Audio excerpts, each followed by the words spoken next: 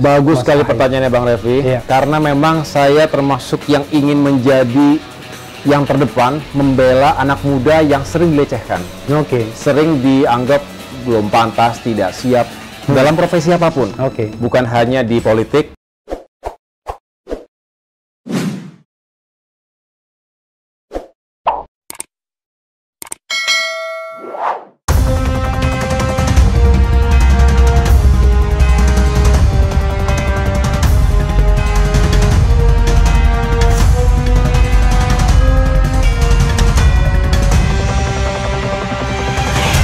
Assalamualaikum warahmatullahi wabarakatuh, Sobat Era sekalian. Jumpa lagi kita di channel yang keren ini, Keren Jadas.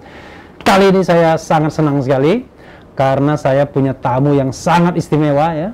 Orangnya masih muda ya pasti ya. Nggak tahu generasi milenial nggak ya kalau 40-an itu. Dan yang jelas susah memang memintanya untuk interview. Tapi fortunately hari ini kita bisa interview. Dan sebelumnya saya ingin memperkenalkan, beliau adalah Agus Harimurti Yudhoyono. Ketua Umum Partai Demokrat. Saya nggak tahu, ini Demokrat yang asli ini ya. Sudah pasti asli. Sudah pasti asli. Mas Agus, apa kabar? Sehat-sehat. Kita sehat selalu. Selalu waspada. Jadi Sobat Era sekalian, saya kesini antigen. Tapi Mas Agus, saya bilang Mas Agus atau Mas Ahaye ya, lebih sukanya biasanya Ahaye aja. Mas Ahaye ya, karena udah biasa ya Mas Ahaye. Nanya kan boleh apa aja kan? Boleh. Nah, jadi kalau kita bicara hukum demokrat, jadi hukum demokrat itu adalah saya boleh tanya apa saja, tapi Mas Ahaye boleh jawab apa saja, termasuk boleh tidak jawab. Kan kira-kira begitu. Tapi karena saya napas terengah-engah, saya boleh buka ini ya. Ya, kita udah antigen di sini tadi ya. Sudah PCR juga kemarin ya. Alhamdulillah, alhamdulillah ya. Saya memang baru sakit, tetapi tidak ada kaitannya dengan COVID-19 ya. Biasa itu sakit begadang terus, karena selama bulan puasa begadang dari tidurnya setelah subuh. Jadi padahal itu menentang sunatullah. Karena malam mestinya tidur tapi begadang ya. Kemudian habis subuh mestinya bekerja tapi tidur ya. Mas saya tidak mau terlibat konflik, tidak mau mengucapkan selamat atau tidak. Tapi yang jelas sekarang kita berada di rumah Demokrat yang ketua umumnya adalah Mas Ahaye ya. Tentu ada sisa dari konflik kemarin, ya kan? Saya tidak bisa mengatakan 100% sudah selesai, karena yang saya dengar masih ada upaya untuk ke pengadilan. Apa yang dipersiapkan Mas Ahaye untuk menghadapi kemungkinan itu? Ya, pertama Bang Refli, terima kasih sudah bersedia hadir di rumah besar Partai Demokrat, Dewan Pimpinan Pusat yang tentunya selama 2-3 bulan terakhir ini menjadi gonjang-ganjing. Bukan hanya gonjang-ganjing, tetapi saya senang menjadi rumah baru bagi para pecinta demokrasi.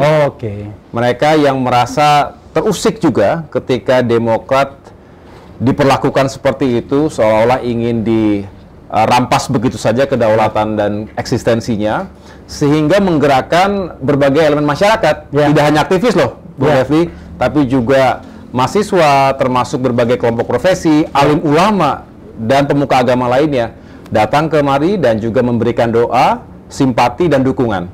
Saya bahagia karena artinya ada kepedulian dan juga tergerak hati masyarakat kita untuk meyakinkan agar demokrasi tetap hidup di Indonesia.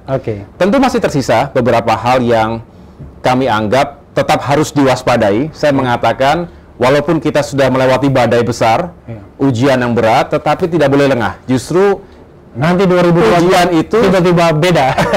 Ujian itu bisa datang dan pergi dalam format yang mungkin berbeda. Kalaupun ada sisa misalnya dalam urusan hukum, ya kita hadapi dengan baik. Kami punya tim hukum yang solid juga. Ya mudah-mudahan semua bisa akhirnya selesai, baik secara politik, secara hukum, dan tentunya kita bisa move on dan fokus kembali kepada kerja-kerja untuk rakyat. Nah, saya kan nakal biasanya. Berarti secara hukum belum selesai kan? Secara hukum kan belum selesai karena ada proses hukum sekarang. Akan menentukan nanti putusannya seperti apa. Tapi penyelesaian politik menurut Mas Aye sudah selesai juga? Politik tentu harus dijaga terus. Iya. Gak pernah ada kata final dalam angin itu berubah lagi. Saya tidak ingin punya praduga yang lain-lain, tapi yang jelas namanya juga politik. Bung Refli tahu persis lah. Tidak pernah ada kata awal dan tidak pernah ada kata akhir. Jadi selalu ada dinamika yang harus kita ikuti. Bagaikan ini ombak, kadang tinggi, kadang juga tenang, tapi juga tidak boleh kita anggap tidak ada ombak sama sekali. Jadi saya merasa lebih baik kita mempersiapkan diri tadi dari aspek legalnya, aspek politik, tapi juga kedekatan kita dengan rakyat itu juga menentukan. Kalau kemarin tidak ada tekanan yang kuat dari rakyat terhadap isu ini, bisa jebol juga. Artinya semua saling berpengaruh. Ya, karena pengalaman partai-partai sebelumnya kan, seperti itu. Memang ketika ada konflik kepengurusan yang punya preferensi dengan kekuasaan, itu biasanya dalam tanda kutip quote unquote dimenangkan. Kira-kira begitu ya. Nah, ini jangan-jangan Demokrat ini pengecualian. Presidennya begitu. Presidennya begitu. Jadi kemarin saya mengatakan mungkin masih presiden, belum presiden ya. Kalau presiden kita bicara 2024. Iya. Artinya saya katakan kepada para kader, mungkin kita bisa mencetak sejarah. Ketika itu ya, sebelum akhirnya tanggal 31 Maret diumumkan oleh pemerintah penolakan terhadap KLB Deli Serdang. Saya katakan mungkin. Tapi kita jadikan itu kenyataan, mencetak sejarah baru yang positif. Karena lagi-lagi saya katakan ini bukan hanya sejarah buat Partai Demokrat, bukan hanya untuk AHY terlalu kecil, tapi juga sejarah untuk semua. Nah, oleh karena itu saya mengatakan ya sebaiknya kita kelola ini dengan baik, tidak boleh ada kata ini kan sesuatu yang mengada-ngada. Betul, bagi kita nggak masuk akal sehat. Tapi ini gerakan yang serius, yang dimotori, didalangi oleh mereka yang berkomplot dengan salah satu aktor kekuasaan. Jadi justru politik itu kadang-kadang lebih banyak tidak ada akal sehatnya daripada sehatnya. Iya. Jadi kalau politik itu sehat, sejahteralah kita sebagai rakyat ya.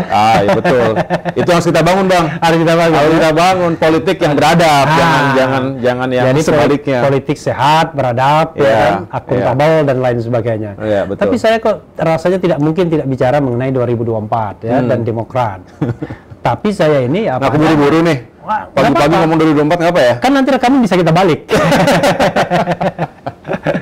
Jadi tahun 2024. Begini ya, Mas Aye, saya ini kan frankly speaking, namanya orang Sumatera, apa adanya ngomong kan? Harus apa adanya dong. Satu, bahwa tahun 2004 Demokrat anak bayi baru tumbuh dengan 7%. Tuh. Kemudian pada tahun 2009 menjadi bintang utama, juara liga, dengan 21% suara kalau tidak salah, 26% kursi. Tahun 2014 dalam kondisi, mohon maaf nih, SBY. Saya tidak bilang ayah Anda ya, saya bilang SBY, AHY. Saya lihat sebagai aktor-aktor politik. Betul. Ya kan? SBY berkuasa justru declining. Dari 2009 ke 2014. Kalau tidak salah berapa kursi tinggal ya? 50-an kursi ya? Lebih. 60 berapa 60-an saya kursi. Lupa ya. Nah, kemudian 2019 tambah lagi declining karena memang tidak lagi berkuasa dan kita tahu pasti banyak masalah pemilu. Sekarang kursi Demokrat 54. Kalau untuk mencapai 115 itu, tahu angka 115 itu? Angka apa? Presidential threshold. 20%. Iya. Jadi kalau untuk mencapai 115 itu, wah 54 jauh banget masih ya. Oh iya. Masih butuh berapa? 61 lagi. Ya? 61 lagi. Betul, ya. betul. Artinya dibutuhkan paling tidak 2 koalisi partai menengah. Tapi sebelum itu, saya bicara apa strategi atau keinginan Demokrat dalam Pileg 2024 untuk mengembalikan Demokrat. Iya. Paling tidak kejayaan ya 2009 kalau bilang. Wah, kalau 2009 itu sangat ambisius karena tadi Bang Refli benar sekali memotret rekam jejak ups and downs-nya Partai Demokrat. Kami bersyukur, saya sebelum jawab itu ya Bang ya. 2001 berdiri partai, 2004 kita punya presiden. Dengan 7,5% itu kita bisa menjadikan Pak SBY menjadi presiden. Dan 2009 presidensial threshold-nya itu diperlakukan aturan peralihan. Betul. 3% kursi, 5% suara. Betul sekali. Jadi fair lah buat semua. Nah, 2009 tentu Pak SBY waktu itu kuat sekali sebagai presiden petahana. Demokrat mendapatkan berkahnya. Jadi lonjakannya luar biasa 21%. Saya rasa belum ada yang menandingi karena kita waktu itu memiliki 148 kursi di Senayan. Nah, lalu fast forward 2012 ada krisis besar. Krisis kepemimpinan. Kursi dan saya sempat diundang juga untuk ngasih pembekalan. Pembekalan Yasmin. Ah, gitu. Nanti kalau Yasmin ya. Nanti kalau masih undang juga ya. Insya Allah. Nah, artinya 2013 itu 2013 ada situasi krisis di Partai Demokrat yang akhirnya benar-benar membuat Partai Demokrat bisa dikatakan menurun secara drastis. Walaupun Pak SBY ketika itu berupaya untuk menyelamatkan, tapi tentu luar biasa tekanan dari publik ketika itu. Dan ingat, kita nggak punya kandidat. Jadi 2014 kita nggak punya kandidat capres ataupun cawapres. Walaupun waktu itu kita sudah coba untuk membangun semacam mekanisme konvensi. Nah, 2019 juga lebih turun lagi karena berbagai situasi politik ketika itu. Target, Bang, tentu saya mendapatkan amanah dan mandat dari para kader Demokrat untuk kembali membuat Partai Demokrat lebih terhormat posisinya. Kalau masuk ke papan atas, ya alhamdulillah tentunya. Sekarang posisinya nomor 5. Sekarang nomor 5 atau nomor 6 malah. Setelah PDIP, kemudian dari kursi Golkar, Gerindra, kemudian Nasdem, PKB, Demokrat, nomor 6. Betul, nomor 6. Jadi dari kursi nomor 6.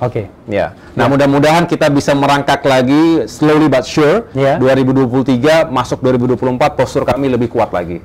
Jadi ada target spesifik. Mudah-mudahan ya double digit tentunya. Kalau masuk 3 besar, saya tentu harus realistis tapi juga optimistis. Nah, inilah yang saya suka dari kader. Kami juga mencoba untuk membangun kepercayaan diri, tapi juga tetap realistis dengan kondisi real di lapangan. Jadi yang realistis dan optimistis itu 3 besar? 3 besar. Itu yang penting. Insya Allah. Mudah-mudahan kita diberikan jalan. Amin. Mas Ahe pasti ya tidak mudah juga, karena Demokrat sekarang berada di luar pemerintahan. Orang biasa, yang namanya menang itu anak kandung. Kalau kalah anak tiri, kira-kira begitu. Jadi partai yang menjadi anak tiri di Republik ini paling tidak for the time being sekarang ini adalah Demokrat, PKS dan PAN. Tentu gerak langkahnya tidak gampang karena bukan bagian dari pemerintahan. Saya pun juga merasakan ketika memuji pemerintah gampang sekali urusan, begitu mengkritik susah sekali urusan, kira-kira begitu kan. Nah, pertanyaannya adalah apa strateginya ya untuk bisa mendorong sampai 3 besar tadi, padahal kita tahu pemilu kita sangat mahal sekali, butuh uang, butuh fasilitas, bahkan kadang-kadang butuh kekuasaan dan state aparatus untuk menggerakkan ini semua. Ini pernyataan dan analisa yang kritis, dan saya banyak bukan mengamini tadi, tidak sepakat lah dengan apa yang disampaikan Bung Refli tadi. Jadi benar, cost of politics di Indonesia makin lama makin mahal. Jadi saya tidak tahu apakah ini akibat pergeseran kultur politik. By the way, baru diriliskan oleh Economist Intelligence Unit bahwa indeks demokrasi kita menurun. 26 dalam 14 tahun terakhir malah justru yang paling buruk kondisinya. Dan di antara banyak faktor, ada 2 faktor utama. Yang pertama adalah melemahnya kebebasan sipil. Yang kedua, budaya politik. Ini terkait dengan politik transaksional, post-truth politics, dan juga mungkin termasuk politik identitas.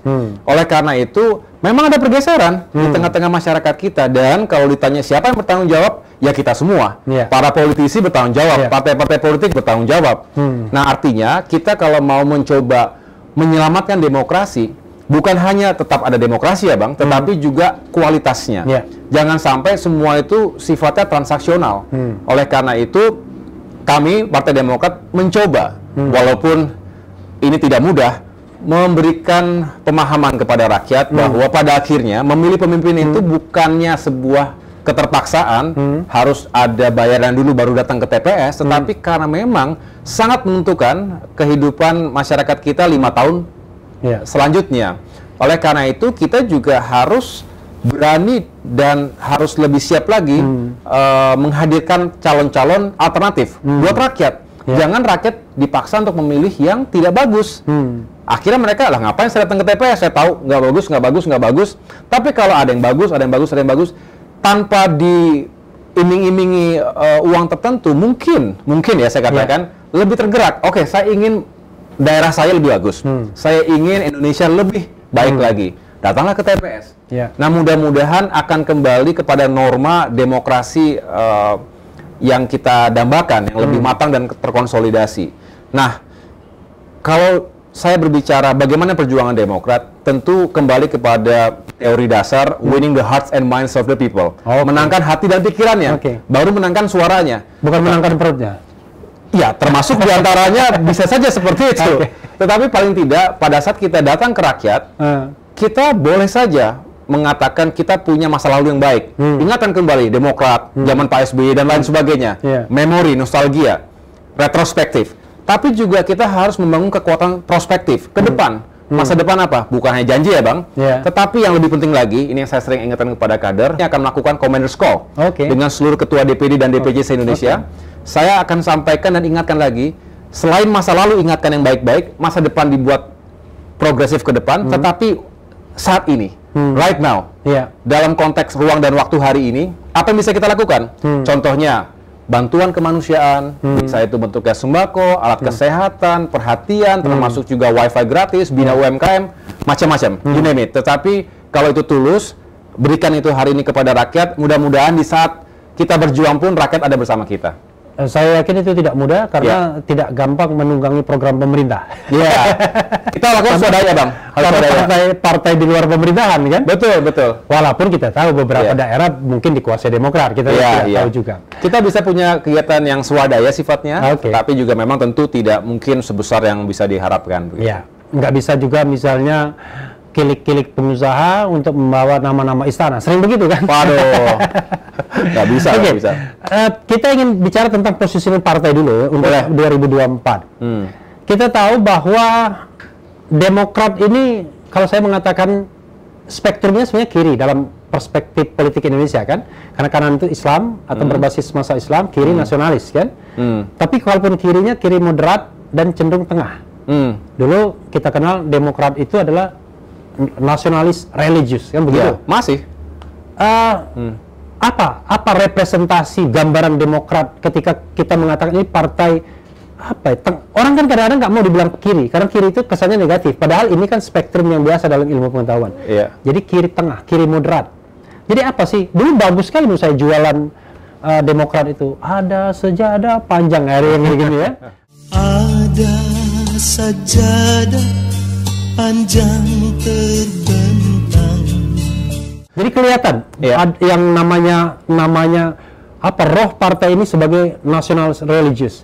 Nah sekarang langkah seperti itu apa untuk menaikkan giroh itu kembali? Positioning kami nggak berubah sebetulnya. Nggak berubah. Sejak 2001, kalau Abang baca lagi, kita baca lagi semua manifesto Partai Demokrat 2001. Tahun ini kan kita tahun ke-20 nih. Jadi 2 dekade kemudian kami sudah bedah.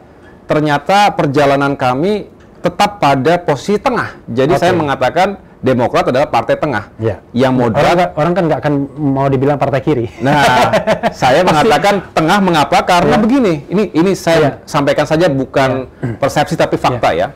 Mengapa kami mengatakan moderat dan progresif, nasionalis dan religius? Karena memang itu. Jadi kalau berbicara nasionalisme, kita tidak lagi berdebat ya, karena memang pondasi kebangsaan Partai Demokrat ini kuat. Sejak awal inisiatif penggagas pendirinya itu adalah kelompok nasionalis. Ada yang seperti Pak SBY, militer, ada yang juga mewakili keberagaman, mayoritas dan minoritas, dan berbagai elemen lainnya, termasuk elemen-elemen identitas tertentu. Jadi kokoh, dan itu kita pelihara sampai sekarang. Tapi tentu, satu nafas yang sama, nilai-nilai religiusitas itu juga dijaga. Nah, saya katakan tadi fakta, di Aceh Bang, Demokrat kuat. Sekjen saya orang Aceh, tapi di sana itu kita memiliki suara yang kuat. Bahkan Gubernur Aceh hari ini adalah Ketua DPD Partai Demokrat Aceh. Yang sangat Islami dalam arti Aceh yang begitu tahu kita syariah Islam dan lain sebagainya. JK berusaha keras untuk mendamaikan Aceh di Helsinki, perdamaian Helsinki, tapi yang menang SBY di Aceh. Kerjasama lah itu, kerja bareng lah itu. Nah di ujung timur, kita tahu Papua juga kuat. Jadi ketika Papua terusik, ada masalah, Demokrat juga pasti akan serius karena kepala daerahnya, gubernur kita, banyak kepala daerah di tingkat kabupaten kota juga adalah kader Partai Demokrat. Pak Lukas NMB juga adalah gubernur ketua DPD Partai Demokrat. Jadi artinya spektrum konstituen kami lengkap dan luas, dan itu meneguhkan tadi nasionalisme dan religiusitas. Orang bisa mengatakan memang paling gampang ya Bang, melihatlah pelabelan itu dari atributnya, dari pakai peci dia, pakai sarung dia, itu mudah untuk kemudian dilekatkan Islami. Ini kita pakai peci karena Lebaran ya, sobat Hera sekalian. Tapi kalau saya lebih senang mengatakan apa yang kita perjuangkan, itulah baru kita bisa terlihat apakah kita nasionalis dan apakah kita religius begitu. Nah, termasuk perjuangan kita di parlemen, perjuangan kita di ruang-ruang publik, termasuk juga di tingkat lokal, di tingkat daerah. Kami punya cukup banyak kepala daerah dan juga tentunya anggota dewan di sana sini. Jadi kalau kami mengangkat sebuah isu yang juga pro rakyat, pro umat dan juga pro rasionalis, saya pikir itulah yang menunjukkan kita adalah partai yang moderat. Karena kenapa saya bilang demikian, mention lagi soal religius itu sekarang ini sepertinya ada kecenderungan untuk memisahkan antara urusan politik, urusan negara dan urusan agama. Padahal kan kita sudah berkomitmen untuk tidak menjadi negara sekuler, ya kan, kira-kira begitu. Urusan jilbab pun dipermasalahkan di sekolah. Aduh, iya, saya sayangkan betul itu. Iya. Itu sebetulnya final lah, Pancasila kan final ya. Itu mengatur banyak hal dan juga kompatibel semua agama. Islam, ya Indonesia nggak merdeka kalau nggak ada kekuatan Islam, nggak ada para ulama, para ustadz dan para santrinya. Tapi juga dalam konteks kekinian selalu bisa kita gali lagi kesamaan-kesamaan antar perbedaan yang kita miliki di Indonesia. Islam sendiri, saya boleh sedikit tambahkan ya Bang Refli ya. Saya sedih ketika ada upaya untuk menghantam sesama umat Islam. Apalagi kemudian dieksploitasi perbedaan-perbedaan mendasar termasuk perbedaan kultural. Nah, kemudian juga antar identitas yang lain, Islam dengan agama yang lain, Islam dengan Pancasila, kok jadi komoditas politik. Maksudnya itu kerjaan penguasa hari ini? Saya nggak mengatakan demikian, tapi kan terjadi nih. 3-4 tahun terakhir kan kerasa nih. Kalau 3-4 tahun terakhir itu pada masa pemerintahan siapa ya? Ada yang bilang kompor. Ya, memang itu concern kita tentunya ya, karena saya pribadi mungkin mewakili juga Sobat Hera akan berharap bahwa kaitan kebangsaan dan religiusitas itu tidak pernah hilang dalam diri partai manapun, walaupun dia mengaku nasionalis kiri sekalipun atau dia kanan sekalipun. Itu soal partai. Tapi ngomong sama Mas AHY ya, tanpa ngomong 2024 itu ibarat ngomong sayur tanpa garam. Nah, kira-kira. Dan kalau semua survei yang ada, saya kan pembaca survei, paling tidak kalau sampai urutan ke-6 pasti ada nama AHY, kan gitu. Biasanya di situ disebut Prabowo, Anies Baswedan, Ganjar Pranowo, Ridwan Kamil, Sandiaga Uno, AHY biasanya. Kadang-kadang bisa nyodok-nyodok juga ke 5, 4 dan lain sebagainya. Jadi kalau kita bicara makom tentang Pilpres 2024, saya berbicara yang dengan makomnya tinggi. Kira-kira begitu ya. Makomnya tinggi, makom surveinya tinggi. Mas AHY getol sekali safari politik sekarang. Ya kan? Kemarin ke Ganjar Pranowo, ketemu Ganjar.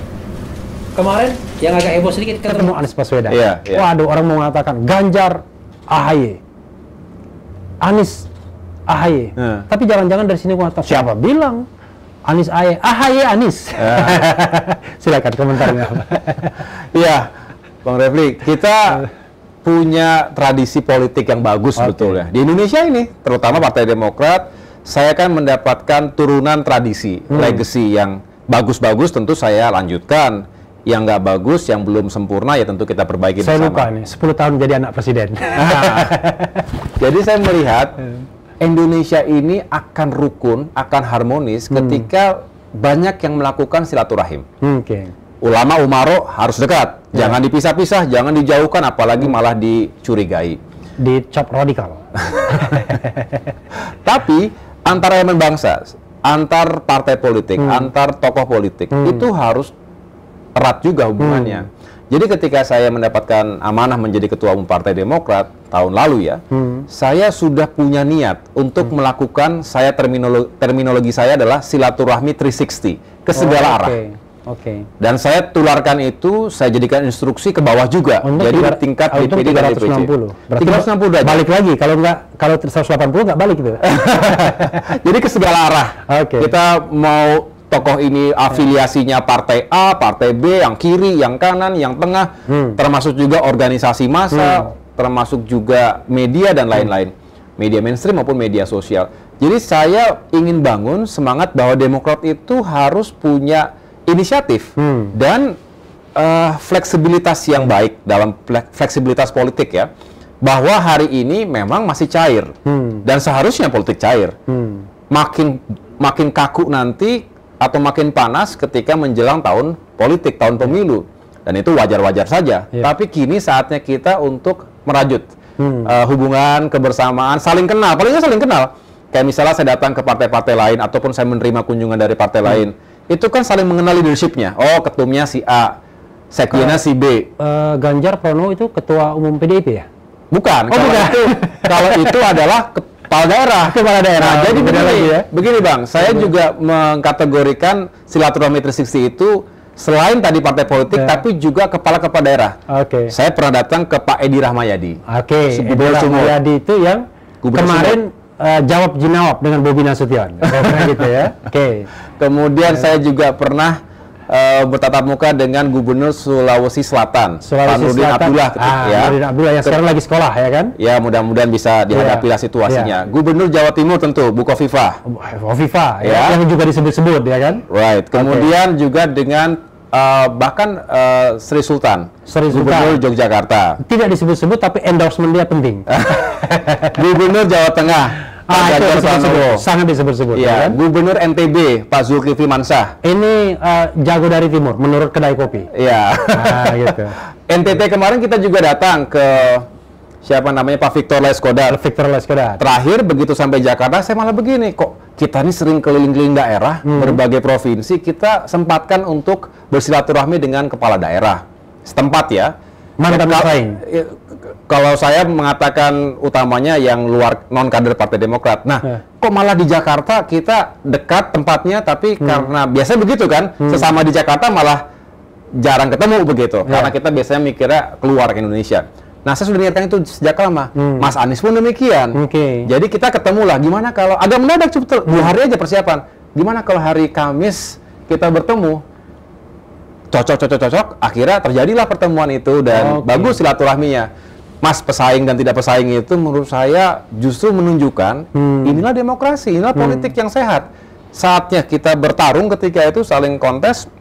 Tapi ingat Mas Refli, Bang Refli juga ketika dilantik di istana, saya datang. Yang datang tuh yang lainnya. Itu pilihan masing-masing. Ya. Saya datang. Dan setelah itu kita tetap bersahabat. Artinya ya janganlah kemudian putus hubungan. Dan kemarin bagus sekali. Bagus sekali kita juga saling mengisi, melengkapi situasi di ibu kota, tapi juga berbicara nasional dan juga dunia. Begitu. Jadi beruntung sekali ya, Mas AHY. Itu Anies itu, Mas Anies lah, saya namanya Anies saja biasanya. Teman saya satu angkatan di UGM. Sampai sekarang saya susah bertemu sama dia. Cuman jawab aja ya, nanti kita cari waktu ya. Padahal cari waktunya udah berbulan-bulan. Bagaimana Pak Gubernur ya? Mudah-mudahan setelah ini kita bertemu ya Pak Gubernur. Nah, tapi begini. Ya kan namanya politisi kan pasti tidak akan ngomong dong kalau saya nyalon dan lain sebagainya. Tapi kan survei itu mengatakan Mas AHY itu kalau cuma 6 besar saja masuk, ya kan? Saya bahkan kemarin bikin konten. Wah, ini AHY Anies, wah luar biasa itu. Karena makomnya tinggi-tinggi semua, kalau digabungkan jadi dahsyat. Walaupun memang problemnya adalah siapa sih yang mau menyalonkan selain Demokrat tentunya yang sudah bisa. Saya pengen kecil aja 1-2 kata. Waktu sama ketemu Ganjar ngomong apa? Yang keywordnya aja. Kemudian sama Anies ngomong apa? Sama Mas. Keywordnya apa? Sama Bang, sama. Iya. Masalah COVID kita ngomong. Oh COVID ya? Iya, jadi Khofifah Indar Parawansa. kita ngomong banyak hal, tapi tadi kan kalau mau diperas, ya situasi hari ini sebetulnya. COVID itu gimana penanganannya, termasuk dampak ekonomi dan lain-lain. Jadi belum sampai sana, belum ya. Tadi kalau bicara makom itu ya, menurut saya memang menjadi menarik. Namanya politik itu kan penuh dengan gosip. Nggak seru kalau nggak ada gosipnya. Memang akhirnya begitu pertemuan terjadi, semua liar dengan imajinasi kira-kira ngomong apa, terus bagaimana ke depan dan lain sebagainya. Tapi percaya atau tidak, yang kami bicarakan itu lebih kepada apa yang bisa kita lakukan hari ini. Karena saya yakin sama-sama menjaga, sama-sama nggak ingin terlihat kemajuan, kemudian seolah-olah sangat ambisius, padahal masih punya tugas yang juga selesaikan. Sebagai kepala daerah, beliau-beliau ini kan juga sangat harus fokus ya. Saya sendiri juga punya tugas memimpin partai. Jadi nanti pada saatnya mungkin karena dalam politik itu sebenarnya juga dalam kehidupan, yang bicara tidak hanya mulut, mata dan hati juga bisa bicara. Itu kayak dalam percintaan. Dalam percintaan ya, mata dan hati pun bisa bicara. Tapi begini, banyak sekali calon-calon pemimpin muda ya. Saya bisa menarik Mas AHY sebagai tokoh muda nomor 1 sekarang ini. Katakanlah pengertian nomor 1 terdepan kalau kita lihat hasil survei. Usia sekarang baru 41 tahun. 41 ya?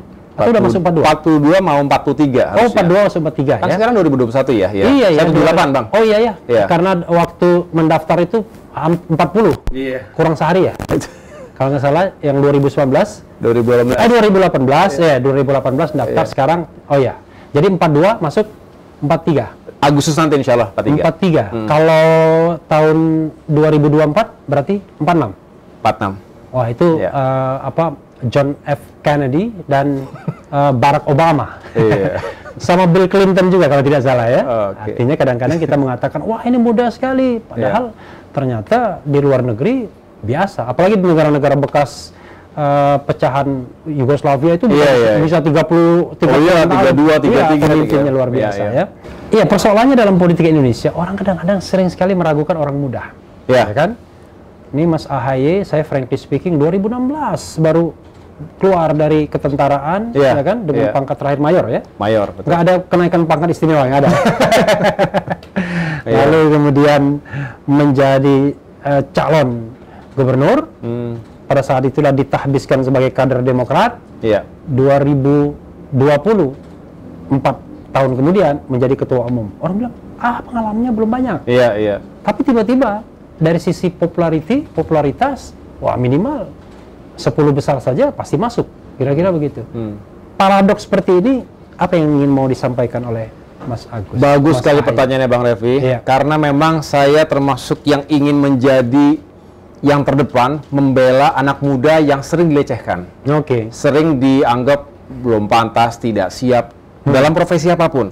Bukan hanya di politik, tapi juga dalam dunia profesi, dalam dunia bisnis, dan juga dalam dunia kemasyarakatan. Politik tidak lepas juga dari stigma bahwa muda itu kurang pengalaman, tidak siap, dan lain sebagainya. Nah, itulah mengapa sejak saya masuk politik, kemudian saya mencoba membangun persepsi baru tentang muda. Muda adalah kekuatan dalam tindakan, dalam pemikiran. Logis ketika kita mengatakan muda itu lebih kuat. Physically, kita juga punya kesiapan, mudah-mudahan sehat selalu. Mental juga, anak muda itu nggak takut kalah, nggak takut gagal. Gagal, jatuh, bangun lagi, tinju lagi gitu. Tapi kalau mungkin sudah merasa panjang pengalamannya, malu, takut gagal, dan lain-lain, akhirnya justru ragu-ragu. Saya sudah mulai takut nih, kelihatan gejala orang tua saya.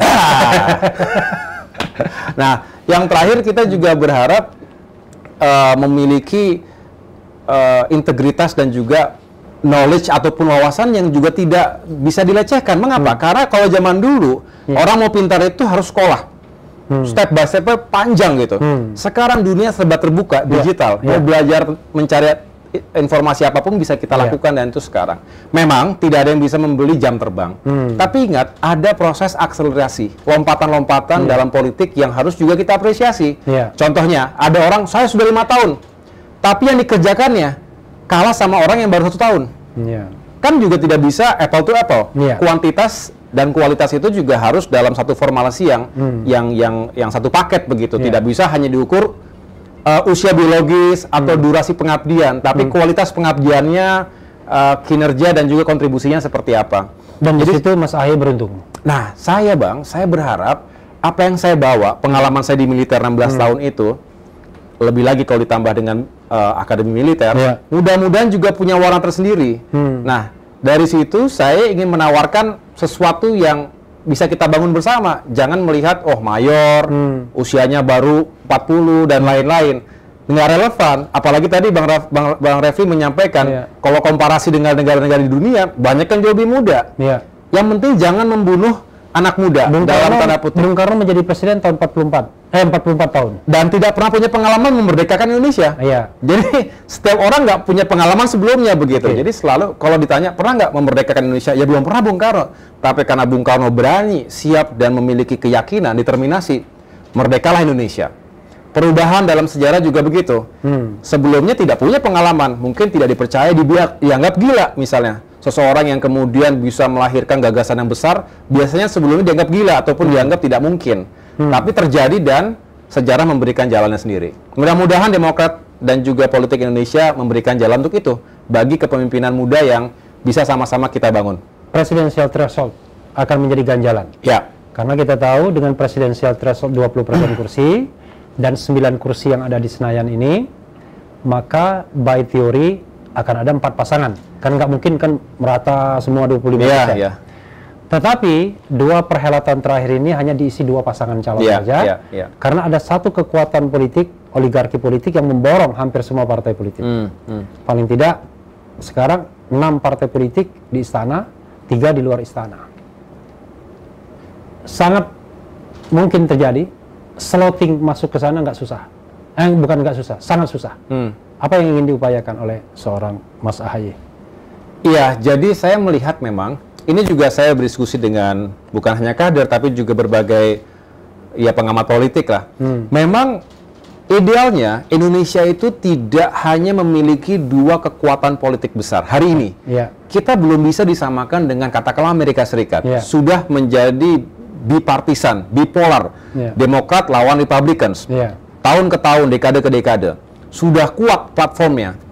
Nah, Indonesia ini kan selain diversity keberagaman, kemajemukan kita, identitas dan lain-lain, memang tidak bisa secara tidak natural, secara dipaksakan menjadi politik yang terbelah 2. Terlalu tinggi cost-nya.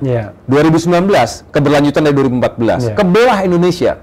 Walaupun setelah itu seolah-olah anti klimaks, yang saling berlawanan bergabung jadi satu dalam pemerintahan. Pengikutnya enggak? Pengikutnya bagaimana? Sudah retak, udah pecah-pecah, dan ke bawah sampai dalam berbagai aspek lainnya. Oleh karena itu, saya sih berharap ada lebih dari 2 alternatif kekuatan.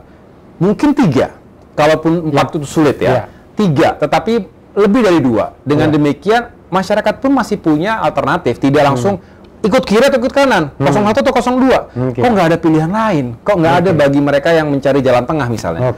Oleh karena itu, saya berharap ikhtiar kami membangun kebersamaan dan juga trust ataupun paling tidak chemistry building lah dengan sejumlah kawan-kawan sahabat partai politik lain.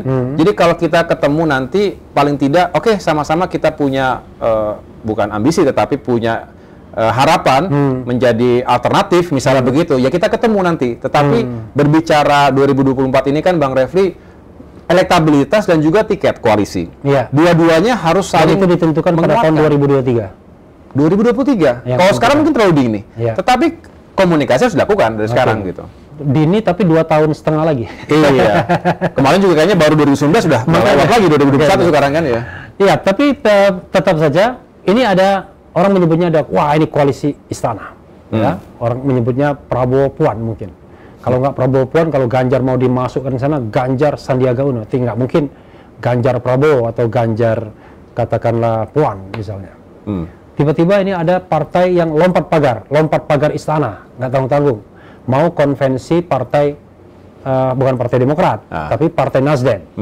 Mau gandeng Golkar sebagai wakil presidennya. Karena Nasdem dan Golkar cukup. Tadi Gerindra cukup. Nah, jangan-jangan AHY ini ngincar porsi yang ketiga ini, jangan-jangan.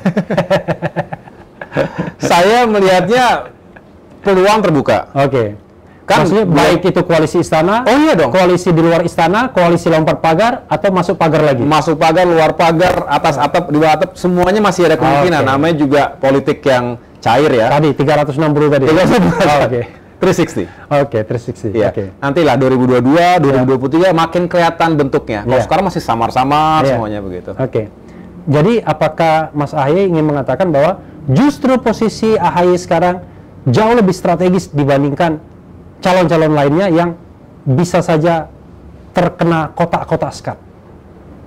Ya, saya nggak mau mengatakan saya lebih strategis ya, tetapi kalau dilihat memang sekali lagi realitas politik Indonesia itu seseorang boleh punya elektabilitas yang tinggi, tapi tidak punya kendaraan, maka sulit dia untuk bisa menggunakan kendaraan itu untuk mencari kendaraan lain, dan setelah itu punya kendaraan besar, bareng-bareng melaju masuk ke dalam stadion pertandingan.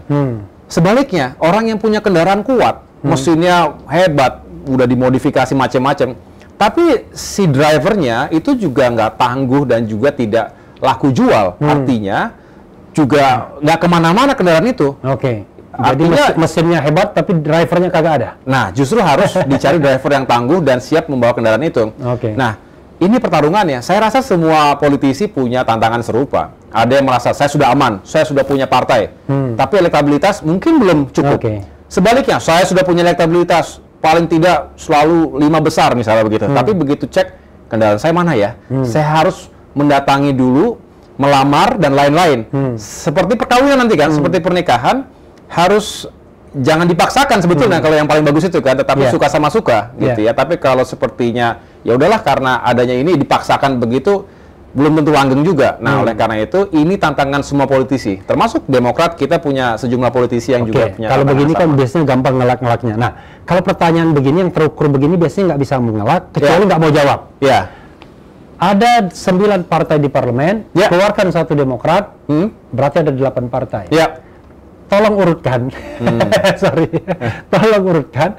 Menurut Mas AHY, partai mana yang Mas AHY merasa at the most on the top untuk bisa diajak kerjasama enak dan paling bawah? Ini tantangan, challenge. Diurutkan. Saya rasa saya tidak akan menjawab karena saya belum punya urutan itu gitu. Oke. 1 belum punya urutan. Saya tidak bisa memaksa kalau begitu. Paling tidak, coba sebutkan 2 partai dengan preferensi. Sama jawabannya. Sama jawabannya. Ini benar-benar politisi. Itu dia. Kalau ntar langsung jawab tuh. Tentara langsung jawab, siap. Oke. Satu pertanyaan terakhir, karena sudah dikasih jempol ya.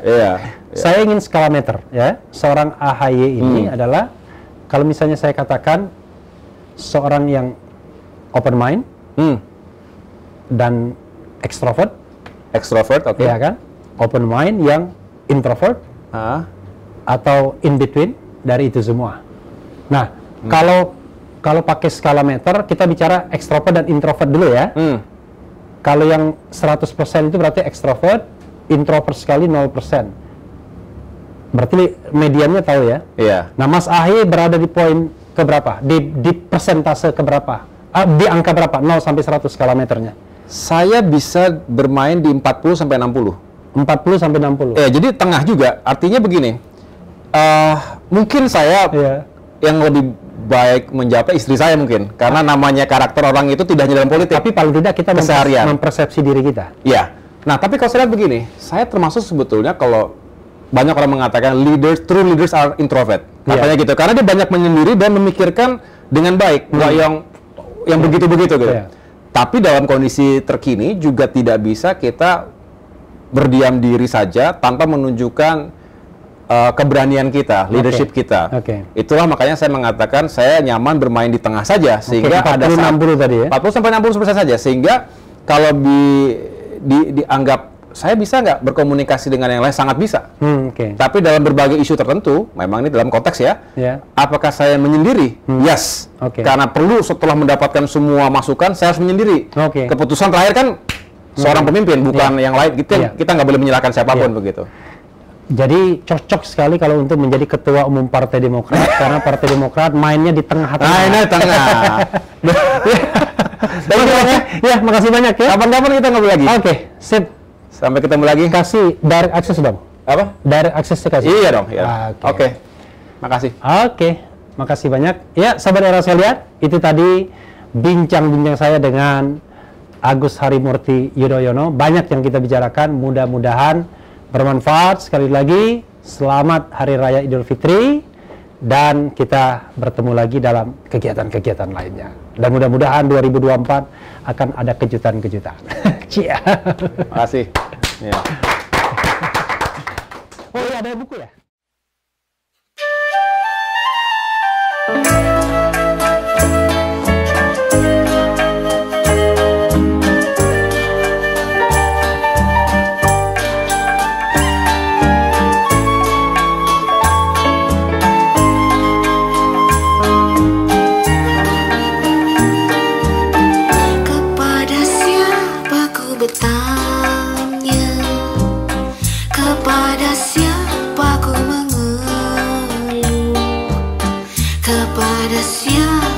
Percaya kepada siapa ku bersimpuh, kepada siapa ku bersuara, kepada siapa ku bersujud, kepada siapa ku setia, kepada siapa ku rindu.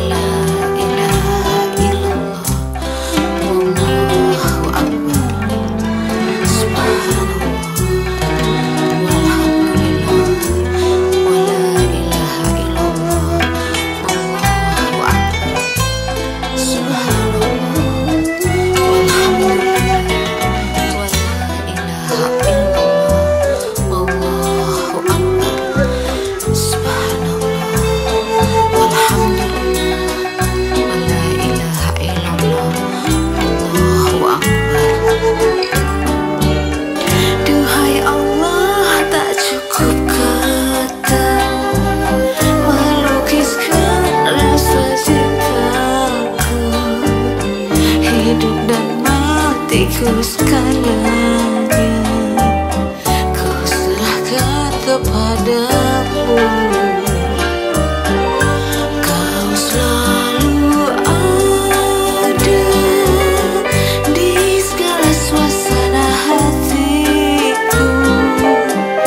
Kau selalu ada di setiap detak jantungku. Cukup kata melukiskan rasa cintaku, hidup dan matiku segala.